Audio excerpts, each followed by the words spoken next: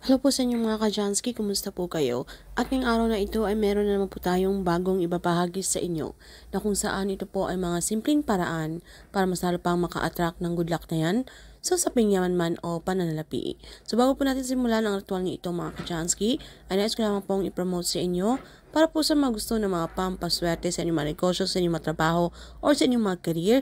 Kung kayo po ay mahilig maglaro na anumang uri ng sugal, meron po tayong pampaswerte dyan. Para po sa mga interesado ay mag-PM lamang po kayo sa akin. So, itong ritual na ito ay gawin nyo lamang po sa umaga, okay, between 6 to 8 a.m. Maghanap lamang po kayo ng parte sa inyong pamamahay na kung saan kayo po ay komportable. Pwede nyo pong gawin ang mga ritual na ito na wala po mga distraction. So, make sure na naka-off po ang inyong mga telebisyon, ang inyong mga radyo, nakasalan po ang inyong mga phone para po kayo ay makapag-focus. So, kapag ready na, isimulan nyo na po ang ritual na ito.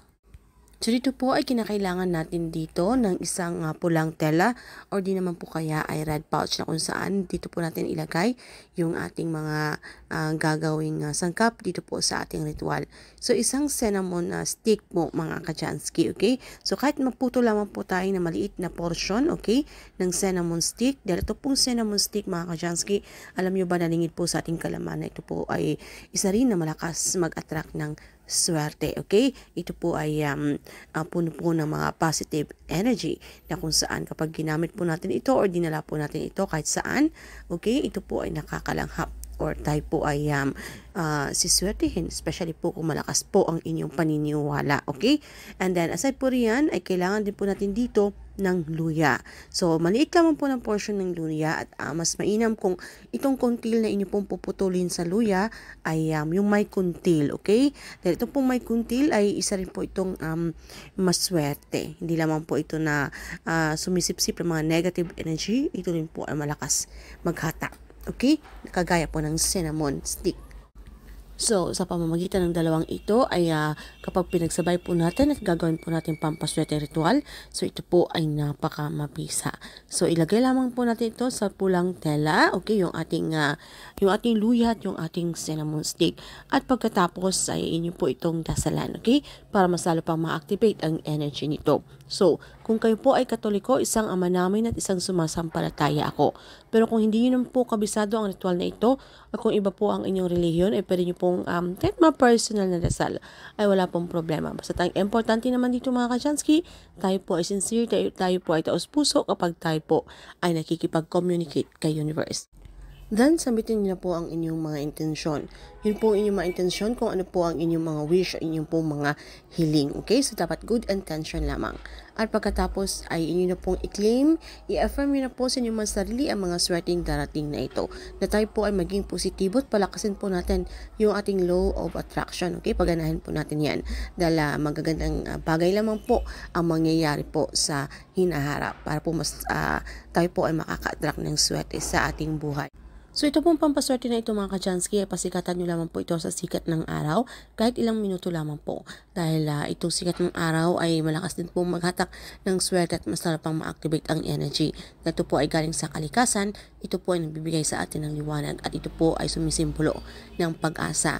Pagkatapos ay meron na po tayong napakasimpleng ritual at ilagay nyo lamang po ito sa inyong mga pitaka, sa inyong mga bag. Okay? Kung saan man kayo magpunta, meron po kayong mga mahalagang transaksyon, especially kung kayo po ay mga negosyante. Meron po kayong mga i-deal, okay? Na lalo po sa mga usaping pananalapi. Kung nais nyo pong maging successful o maging matagumpay, ay pwede nyo pong dalhin nyo lamang po ito at himasimasin nyo lamang po mga ka-Jansky, alright? So, kinakailangan na huwag nyo po itong ipaalam sa iba. Dapat kailangan po ang nakakaalam na ito po ang inyong pampaswerte para hindi po mawala ang bisa nito. So, ayun lang po ano mga ka-Jansky, good luck po sa inyo at kinakailangan meron po tayong 100% believe, trust, and faith, okay? Para ito po ay mag-work. So, ito po mga pampaswerteng ito mga ka-Jansky, huwag po natin kalimutan. Ito po ay isang gabayo inspirasyon lamang. So, sabayan pa rin po natin ito ng aksyon at pagsusumikap, okay? Tayo po ay gumawa ng paraan or mag-isip po tayo kung paano pa po tayo maging produktibo, kung paano pa po tayo umangat sa ating buhay. Natandaan natin na sa atin pa rin po ang may control at tayo pa rin po ang gumagawa ng ating kapalaran. Nasa ating kamay ang tagumpay mga ka-Jansky. Shopee. So, ayan lamang po, and maraming salamat sa inyong nagsawang pagsuporta dito sa ating channel. At dapat po tayong maging atat, ipanatan nyo lang po ang inyong mga sarili sa mga swerteng darating sa inyo. So, thank you so much mga Kajansky sa inyong langsang pagsuporta dito sa ating channel.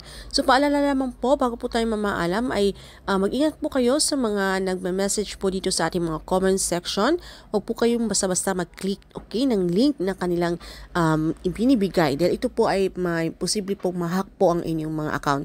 Hindi po ito sa clown ng Janice Christine Vlogs. Okay? At yung mga Gcash na sinasabing sila po ay mamimigay ng pera. Okay? Mag-ingat po kayo mga Kajansky. So, ayan lamang po at maraming salamat.